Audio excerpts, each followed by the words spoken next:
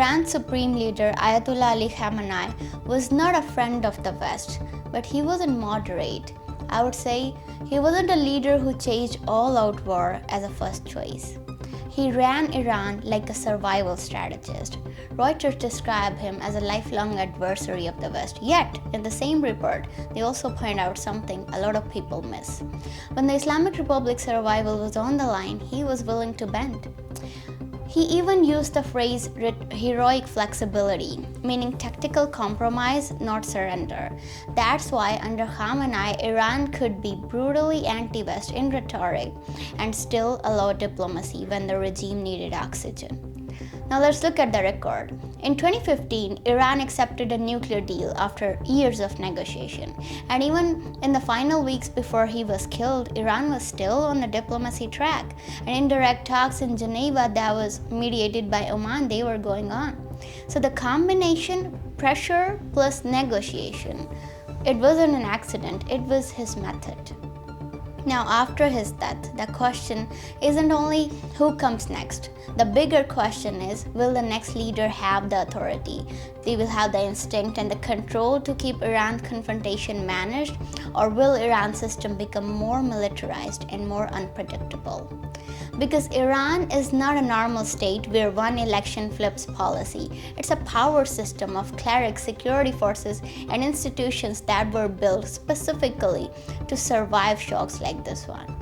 Right now, Iran is being run by an interim council while the Assembly of Experts is supposed to select the next supreme leader.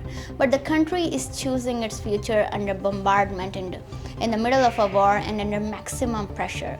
That matters because wartime succession creates a dangerous incentive, the incentive to prove strength.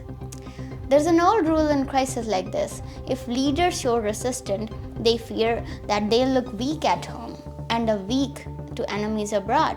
So even a leader who wants to avoid bigger war might still escalate simply to avoid losing the legitimacy.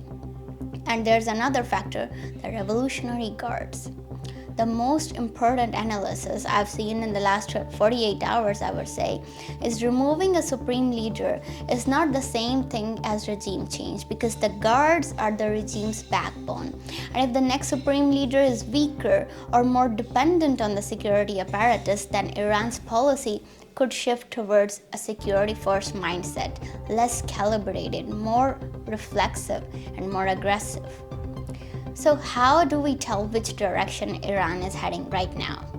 Watch for 4 signals. First, do Iran's new decision makers keep a channel for diplomacy or do they shut down it entirely? Second can be on the nuclear issue. Do we move toward verifiable bargaining or towards a hardline opacity? Third, do they treat the Strait of Hormuz as regional shipping, as a bargaining chip, or do they avoid economic self-destruction? Fourth, inside Iran, does the security apparatus become even more dominant, meaning crackdowns and militarized governance, it become the default or not? Here's my core point. Khamenei's real legacy was controlled confrontation.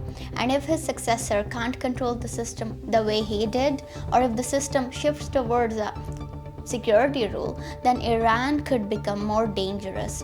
Not because it suddenly starts to hate West more, but because it becomes more desperate, more militarized, and more unpredictable. Subscribe.